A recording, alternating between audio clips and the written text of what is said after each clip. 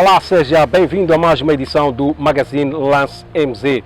Vamos levar até si as notícias que marcam a atualidade esportiva nacional. Começamos com essa nota que dá conta de que o Sporting Clube de Portugal revelou os detalhes do contrato profissional do internacional moçambicano Jenny Catamo.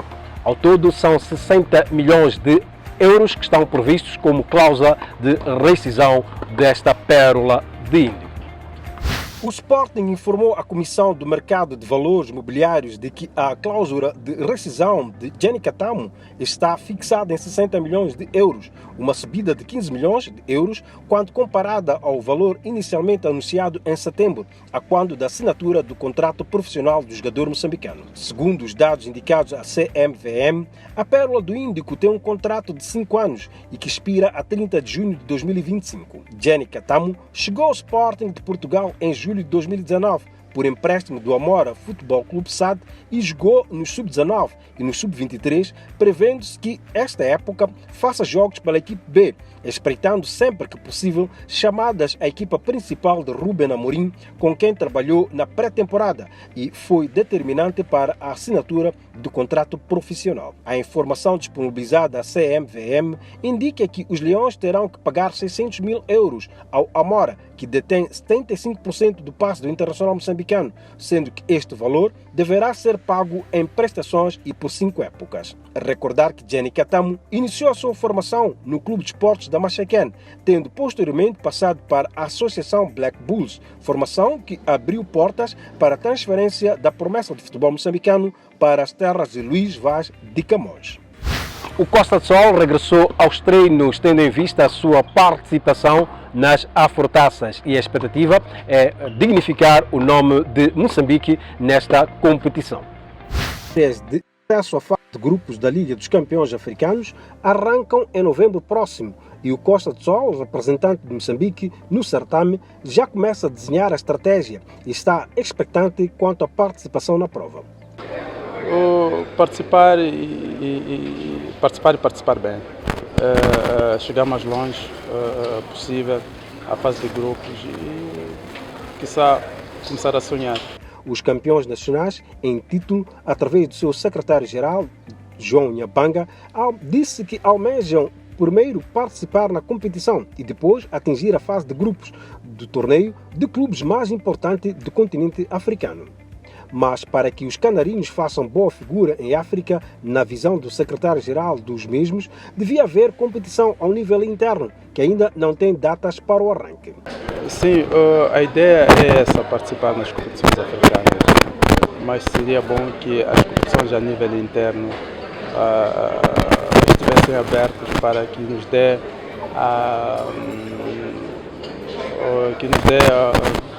o traquejo necessário para uma boa prestação a nível internacional. Em relação ao arranque das provas ao nível interno, Nhambanga tem expectativa de ver a competição regressar brevemente para que o Costa do Sol possa representar da melhor forma o país. O processo de licenciamento de clubes de futebol continua, isto agora virado para os clubes que vão militar nos campeonatos provinciais. E assim, Amogi, patrono do Vilanculo Futebol Clube, fala da importância dos clubes estarem licenciados. A Federação Moçambicana de Futebol anunciou que ainda não há datas para quando o processo de licenciamento finda para os clubes do campeonato provincial, mas o Vilanculo Futebol Clube já tem praticamente todas as questões resolvidas para estar licenciado. O patrono do clube de Inhambane, Yassine Amogi, acredita que o Vilanculo tem as condições mínimas para assegurar o licenciamento e considera que houve relaxamento da CAF nos critérios para Moçambique. O processo está com o presidente do clube. Até o último diálogo que tivemos, o Vilanculo Futebol Clube tem praticamente todas as condições para estar licenciado. Faltava um ou outro pequeno aspecto que está a ser acautelado, mas acredito que também aqui houve um relaxamento por parte da CAF a nível de Moçambique, para que os clubes também consigam portanto, licenciar, e o Vilanculo também tem condições mínimas, portanto, para poder se licenciar.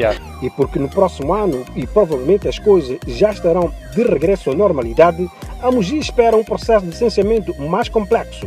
Por isso, defende que o Vilanculo deve se preparar desde já para esse desafio. que no próximo ano as exigências serão maiores ainda e nós vamos começar a trabalhar desde já para que, que as exigências do próximo ano estejam todas acauteladas para que de forma fácil estejamos enquadrados, portanto, neste processo de licenciamento. Ainda na senda do licenciamento de clubes, o secretário de Estado do Desporto, Carlos Gilberto Mendes, vê esse processo como uma forma de organizar o futebol nacional. O pró-licenciamento surge também como uma plataforma de organizar o futebol, tal como disse o responsável, o Tadeu. Aqueles clubes que não conseguiram passar desta fase se reorganizam, mas no momento em que todos nós temos que trabalhar organizados, estruturados, de forma que o desporto saia a ganhar. Portanto, bem-haja futebol, parabéns mais uma vez ao Presidente da Federação Moçambicana de Futebol. Salienta-se que, a nível dos clubes do Campeonato Nacional, o Moçambola, o processo de licenciamento já teve o seu final, tendo 11 clubes concedido a licença e 3 reprovados, no global de 14 clubes que compõem a competição. Esta quarta-feira é que vão enterrar os restos mortais de Stélio Craveirinha, primeiro treinador da oitocentista moçambicana, campeã olímpica e mundial, Maria de Lourdes Mutola. Faleceu na tarde deste domingo o Stélio Craveirinha, treinador de atletismo, que foi o primeiro a orientar a campeã olímpica e mundial Maria de Lourdes Mutola, segundo deu a conhecer fonte familiar. Stélio Craveirinha nasceu no dia 3 de março de 1950. Perdeu a vida no Hospital Central de Maputo, onde estava internado há mais de um mês devido a complicações de saúde. Craveirinha, filho do poeta-mor José Craveirinha, foi integrante da delegação moçambicana que participou nos Jogos Olímpicos de Moscovo em 1980, marcados pelo boicote de 66 países membros do Comitê Olímpico Internacional, liderados pelos Estados Unidos da América, como forma de protesto contra a invasão soviética do Afeganistão, a 27 de dezembro de 1979. Para além de recordista por várias vezes na especialidade de salto em comprimento, Stélio Craveirinha foi um treinador bem-sucedido, tendo passado pelas suas mãos atletas como Lourdes Mutola, a Argentina da Glória, Elisa Cossa, a Sina Bibi, entre outros. Craveirinha esteve ligado ao Desportivo Maputo, onde foi atleta e treinador, chegando a prestar apoio às equipas de futebol e basquetebol. O desporto moçambicano perde uma das suas figuras carismáticas que muito contribuiu para o desenvolvimento do atletismo nacional. As exéquias fúnebres de Stélio Craveirinha vão decorrer na quarta-feira. A família enlutada, o Lance MZ endereça as mais sentidas condolências. Vamos a um brevíssimo intervalo. Voltaremos já com mais notícias do desporto nacional para si. Até já!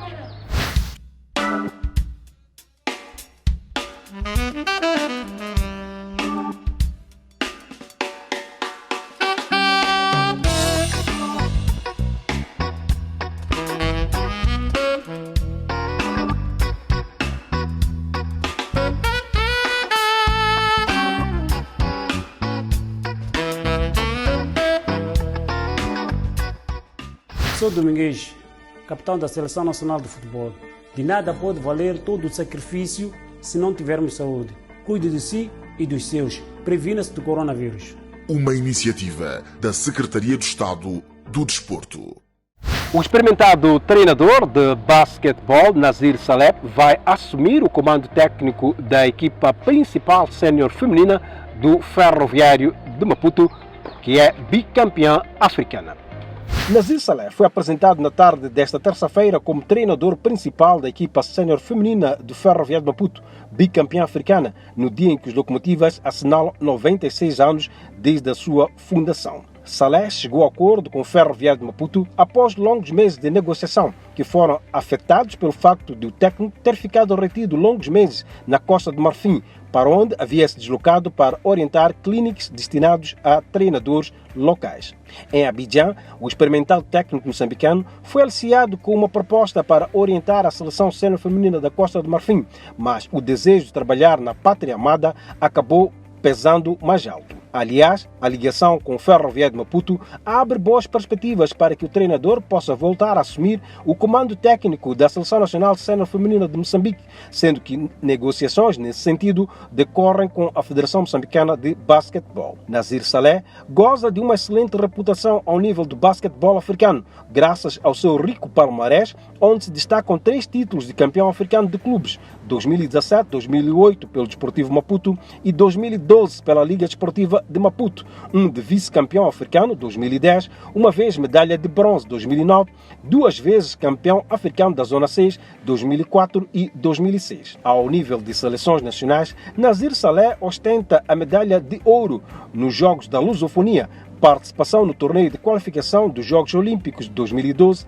vice-campeão africano de 2013, participação no Campeonato Mundial. Internamente, Saleh já trabalhou em clubes como Machacan, Desportivo Maputo, Liga Desportiva e Ferroviário da Beira, onde a registrar o facto de ter sido 13 vezes campeão nacional. No estrangeiro, já trabalhou em Angola, sagrando-se campeão na cidade de Luanda pelo Interclube de Angola. Ainda no basquetebol, dizer que a janela de qualificação para o Afrobasket 2021, que Moçambique está inscrito, essa janela vai ter lugar em novembro próximo em Kigali, no Ruanda. A seleção moçambicana de basquetebol em séniores masculinos disputa em novembro próximo a primeira ronda de qualificação ao Afrobasket do próximo ano em Ruanda, na capital do Kigali. Inserido no grupo B, Moçambique tem pela frente os combinados nacionais de Senegal, Angola e Quênia. Os jogos do grupo A e B também serão disputados em Ruanda, enquanto que as partidas do grupo E estão agendadas para Alexandria, no Egito. Quanto ao grupo C, os jogos da primeira ronda de qualificação já foram disputados em fevereiro, ficando assim a aguardar a próxima ronda de qualificação para entrarem nas quadras. O Comitê Executivo da FIBA informa que as escolhas de Kigali e Alexandria para acolherem os jogos da ronda de qualificação de novembro deveu-se a fatores como garantias de saúde e viagens com conformidade com os protocolos de saúde da FIBA, incluindo testes à entrada controlada em um ambiente seguro. A decisão de realizar os jogos em cidades diferentes foi tomada após levar-se em consideração a saúde e segurança dos jogadores, treinadores e oficiais, e seguindo uma recomendação das comissões médicas e de competições. Na fase de qualificação do Afrobasket 2021, que vai decorrer em Ruanda, de 24 de agosto a 5 de setembro, os 3 primeiros classificados de cada grupo ganham bilhete à competição mais importante do basquetebol africano. O piloto moçambicano Paulo Oliveira qualificou-se para o Rally Dakar. Esta é uma qualificação inédita para o desporto motorizado moçambicano. O piloto moçambicano Paulo Oliveira alcançou uma qualificação inédita para o desporto motorizado da Pérola do Índico, o apuramento para o mítico Rally Dakar. Com efeito, Paulo Oliveira terminou na 23ª posição da classificação geral do Rally da Andaluzia, Espanha, prova que terminou a 10 de outubro. Pilotando uma KTM XCF, Oliveira, numa das etapas da prova, fez os 9 km com um tempo de 8 minutos 9 segundos, com o primeiro lugar ocupado pelo piloto britânico David Knight, com uma Husqvarna FR 450 Rally. Fez a prova em 6 minutos 50 segundos. O objetivo que trouxemos para este Rally era o apuramento para o Dakar. Conseguimos, está feito.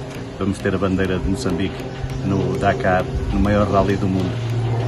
Foi com muito suor, com muito sacrifício, muito trabalho que conseguimos chegar aqui. Prometo que vamos continuar a trabalhar da mesma forma para estarmos presentes no Dakar. Gostaria de agradecer à Secretaria de Estado da Juventude, à Excelência Gilberto Mendes, ao Ministério do Turismo e de Cultura, pelo apoio que nos deram, à Federação Moçambicana de Automobilismo e Motociclismo e aos nossos patrocinadores LAM, Intelec, Salvador Caetano, Brazzaville. Sem eles não seria possível estarmos aqui. Muito obrigado a todos. Prometemos, vamos continuar a trabalhar. Estamos juntos. Que animamos. Assim, Paulo Oliveira torna-se no primeiro piloto moçambicano a conseguir a qualificação para o Rally Dakar. A criação das sociedades anónimas desportivas nos clubes moçambicanos foi tema do debate do programa Lance 442, parceria com a Mídia Mais TV. Vamos ouvir alguns extratos desse tema, que foi então destaque na última edição do programa Lance 442. A sua atenção. Durante o programa Lance 442 dessa semana, o tema de fundo foi mesmo sobre a importância dos clubes nacionais aderirem à lei que pode ser uma boia de salvação para o desporto nacional, que carece de investimentos.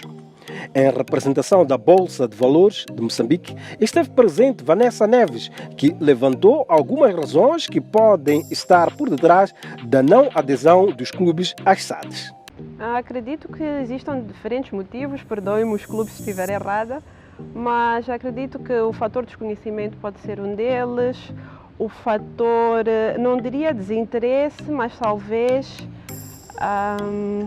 existir aquela concepção de que é algo inalcançável ou algo difícil de se fazer, de se concretizar, ou os clubes pensarem e acreditarem, e talvez seja realmente esta situação que ainda não estão preparados para tal, por algum motivo.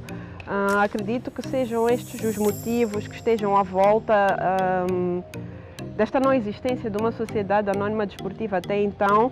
Entretanto, existem inúmeras vantagens que talvez também não sejam ainda conhecidas pelos clubes de se constituírem como uma sociedade. O jornalista e comentador desportivo Alexandre Zandamela, que também fez parte do debate, concordou que o desconhecimento é um dos fatores que faz com que poucos clubes tenham ainda optado por SADs no desporto nacional e acrescentou que a forma como os clubes são geridos pode estar a dificultar a entrada de mais acionistas para sociedades anónimas desportivas. Primeiro, a questão da lei, do desconhecimento da lei. Repare que nós temos no nosso desporto várias legislação, mas que ela não é conhecida. Mas também vejo uma outra questão, que se calhar pode estar por detrás de ainda não existência destas nossos clubes. Repare que dentro os nossos grandes clubes são suportados por empresas. A EDM passa publicidade no Costa do Sol, os caminhos de ferro no Ferroviário, o Machaquén, LM, a HCB, portanto, no ODS, etc, etc. Onde é que, existindo uma SAD, onde é que este integrador se enquadra dentro da SAD? Quer dizer, será que a LDM de Moçambique pode dizer que, ok, nós queremos construir uma SAD dentro do Costa do Sol e ele ou ela, a LDM de Moçambique, continuar, portanto, como patrocinador e ele ser o dono desta SAD? Portanto, se calhar aqui ainda não há essa fronteira, como é que se estabelece entre a empresa integradora e aquilo que é a construção de uma SAD. Portanto, eu acho que há ainda aqui um conjunto de situações que desconhecemos, ou porque elas não estão a ser popularizadas, então acaba dando aso a esta situação de até aqui ainda não haver SAD.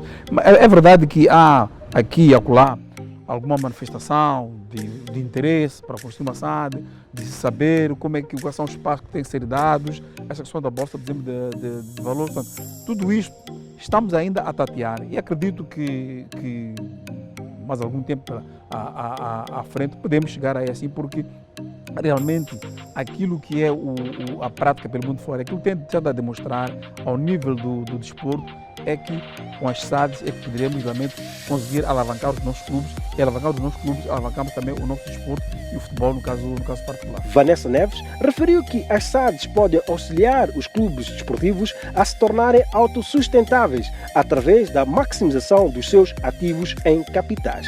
Exatamente. É uma lei que traz uma oportunidade para os clubes desportivos terem as suas atividades não somente viradas para o desporto, não somente viradas para a questão mais social, desportiva, mas também para um fim lucrativo, para um fim de rentabilidade, para um fim de investimento, para um fim de financiamento.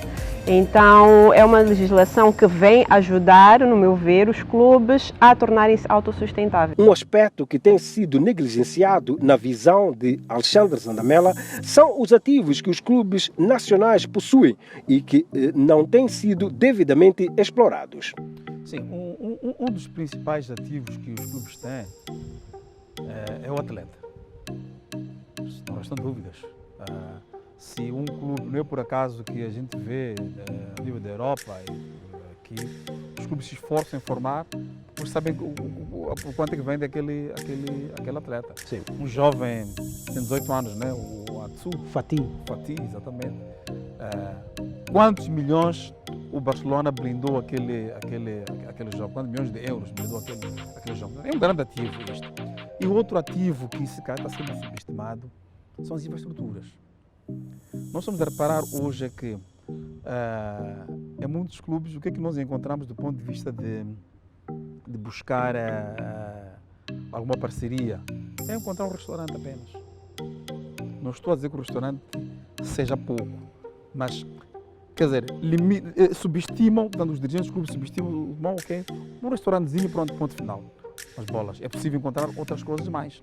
É possível, através da atração de investimento, através da atração de patrocinadores, fazer com que este ativo, essas infraestruturas, sejam uma fonte de fortalecimento deste clube. A representante da Bolsa de Valores de Moçambique aproveitou a oportunidade e explicou as formas que existem da constituição de uma sociedade anônima desportiva, mas reiterou a importância dos clubes recorrerem à assistência jurídica.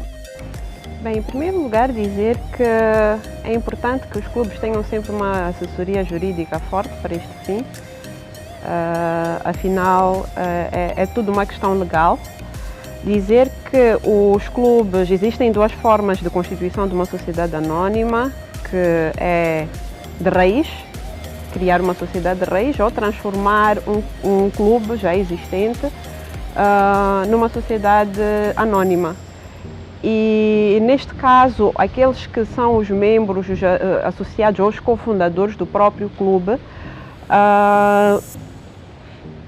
diria que teriam aquilo que é não diria a maioridade, mas teriam o benefício de participar naquilo que são as ações da própria empresa, neste caso da própria sociedade anónima. Eles podem sim participar, tanto que existem classes, o próprio regime jurídico já estabelece classes de ações, que são as parcelas das sociedades anónimas. Quais são essas classes? Tem uma classe A e uma classe B. Uma classe A que é destinada aos sócios, aqueles que são os cofundadores do clube, e existe a classe B, que é destinada aos restantes investidores. Então, dizer que a própria legislação já indica lá a questão da divisão, né? Porque às vezes a preocupação, não só dos clubes desportivos, mas de muitas empresas em relação já vou falar um bocadinho aqui de bolsa e de mercado de capitais, em relação a abrir o capital, permitir que vários investidores entrem, façam parte da sua empresa, é a questão do controle. Se eu deixo a minha empresa, se eu abro a minha empresa para diferentes investidores, eu perco o controle, mas não é assim. Existe, a nível legal, a possibilidade de se constituírem classes para aqueles que pretendem ter, por razões de gestão do próprio clube ou da própria empresa, existe uma classe, pode-se criar uma classe para estes membros, estes sócios, estes cofundadores, e criar uma classe seguinte que é para os restantes investidores que têm um interesse em investir nesta sociedade anónima desportiva. Para que os clubes possam participar das SADs, foi criado um diploma especial que permite o efeito. Dizer que existe sim um enquadramento legal de tudo isto. Nós temos a Lei 11/2002, de 12 de março, que é a Lei do Desporto, e esta lei preconiza que os clubes desportivos que pretendam participar em atividades profissionais podem transformar-se numa sociedade, numa entidade com fins lucrativos, e para tal seria aprovado um diploma específico para isso. É neste âmbito que surge em 2015 o regime jurídico das sociedades anónimas desportivas, através do Decreto-Lei 1/2015 de 31 de dezembro, que abre espaço e traz também um conjunto diria que é um instrumento que traz um conjunto de regras, posso assim dizer, que regem estas sociedades anónimas desportivas, que por terem uma especificidade inerente ao desporto, não estão simplesmente plasmadas no Código Comercial, como é o comum para os diferentes tipos societários, mas foi sim emitido um regime específico para elas. Então, dizer que este é, digamos, o enquadramento legal das sociedades anónimas desportivas. A Bolsa de Valores de Moçambique está disponível para apoiar os clubes moçambicanos na transformação ou criação de sociedades anónimas desportivas. E está tudo dito quanto tínhamos reservado para si nesta edição do Magazine Lance MZ. Foi um prazer enorme ter estado na sua companhia. Voltaremos a estar consigo numa próxima ocasião. Até a próxima.